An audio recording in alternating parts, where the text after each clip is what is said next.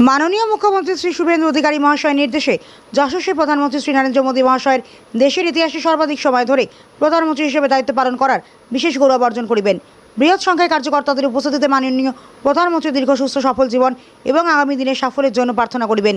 ভারতীয় জনতা পার্টি 261 রায়না বিধানসভা 3 নম্বর মণ্ডলের কার্যকর্তাগণদের সাথে নিয়ে রায়না বিধানসভার বিধায়ক সুভাষ পাত্র মহাশয় আজ শ্যামসুন্দর ঠাকুর বাড়িতে এক মহাযজ্ঞের আয়োজন। সেই ছবি আমরা দেখাচ্ছি জামালপুর নিউজ লাইভে। Hãy subscribe cho kênh Ghiền Mì Gõ để không